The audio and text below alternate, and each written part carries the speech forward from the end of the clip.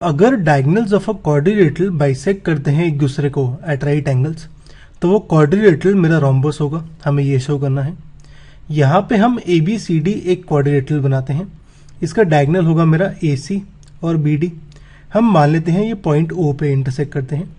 अब क्योंकि ये बाइसेक्ट करते हैं तो ओ ए और ओ सी मेरा इक्वल होगा। सिमिलरली ओ बी और ओ डी इक्वल होगा। और ये बाइसेक्ट करते हैं एट राइट एंगल। इसका मतलब यहाँ पे ये सारे angle A O B, angle B O C, D O C और ए ओ डी, ये चारों एंगल्स मेरे 90 होंगे। शो करना है कि ए बी सी डी एक रोम्बस होगा। इसको हम लिख लेते हैं। ए बी सी डी एक क्वाड्रिलेटरल है जहाँ पे डायगोनल्स बाइसेक्ट करते हैं एक दूसरे को। इसका मतलब ओ ए और ओ सी ये मेरा इक्वल होगा और मेरा ओ बी और ओ डी इक्वल होगा। इसको हम फर्स्ट और सेकेंड इक्वेशन मान लेते हैं। और ये बाइसेक्ट करते हैं एट राइट एंगल। इसका मतलब यहाँ पे ये सारे angle A O B, B O C, C O D और ए ओ डी, ये चारों एंगल्स मेरे 90 हैं। शो करना है कि ए बी सी डी एक रोम्बस है। इसका हम प्रूफ देखते हैं। रोम्बस होता है एक पैरेललोग्राम जिसकी सारी साइड्स इक्वल होती हैं। तो यहाँ पे हम पहले ए बी सी डी को पैरेललोग्राम प्रूफ करेंगे, उसके बाद उसकी सारी साइड्स इक्वल करते हैं। अब पैरेललोग्राम प्रूफ करने के लिए मैं यहाँ पे दो ट्रायंगल मानता हूँ, ए ओ डी यानी ये ब्लू वाला ट्रायंगल और ट्रायंगल सी ओ बी यानी ये ग्रीन वाला ट्रायंगल। हम इन दोनों ट्रायंगल्स को पहले कॉन्ग्रुएंट प्रूफ करते हैं। अब यहाँ पे ओ ए और ओ सी ये हमें इक्वल गिवन है।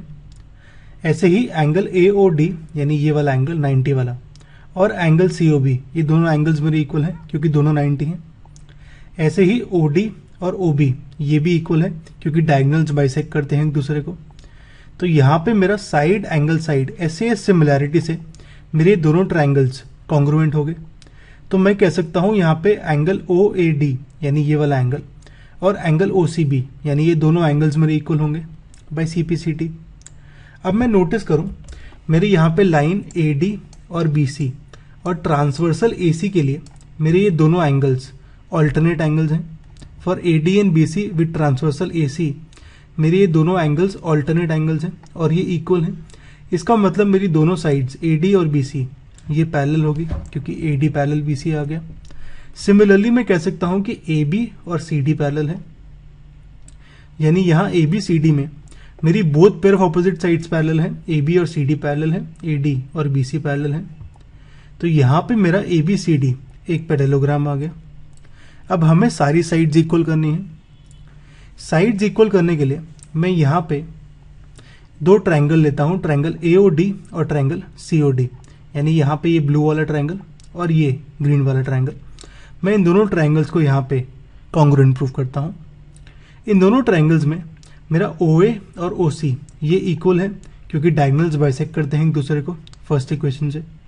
Similarly angle A O D ये वाला एंगल और एंगल सी ओ डी ये दोनों एंगल्स मेरे इक्वल हैं क्योंकि दोनों 90 हैं थर्ड इक्वेशन से। सिमिलरली मेरे यहाँ पे ओ डी दोनों ट्रायंगल्स में आ रही है तो ये कॉमन है, O D equal to O D. तो यहाँ पे मेरा ये दोनों ट्रायंगल्स कॉन्ग्रुएंट हो गए। ट्रायंगल ए ओ डी और triangle C O D are congruent by SAS congruence rule. Side angle side से किया हमने इसे। अब यहाँ पे हम कह सकते हैं कि ए डी और सी डी ये मेरा इक्वल है by C P C T. इसको हम फोर्थ इक्वेशन मान लेते हैं। हमें पता है कि ए डी और सी बी इक्वल है, ऐसे ही ए बी और डी सी इक्वल है क्योंकि opposite sides of parallelogram equal होती है। तो यहाँ पे मेरा कंपेयर करो इन दोनों को, फोर्थ और फिफ्थ इक्वेशन को। ए डी मेरा सी डी के इक्वल है, सी डी ए बी के इक्वल है और ए डी मेरा सी बी के भी इक्वल है, यानी यहाँ पे चारों साइड्स इक्वल आ गई मेरी। A D equal to C D equal to C B equal to A B, यानी ए बी सी डी मेरा एक पैरेललोग्राम आ गया जिसकी सारी साइड्स इक्वल हैं, यानी ए बी सी डी एक रोम्बस हो गया। हमें यही प्रूफ करना था।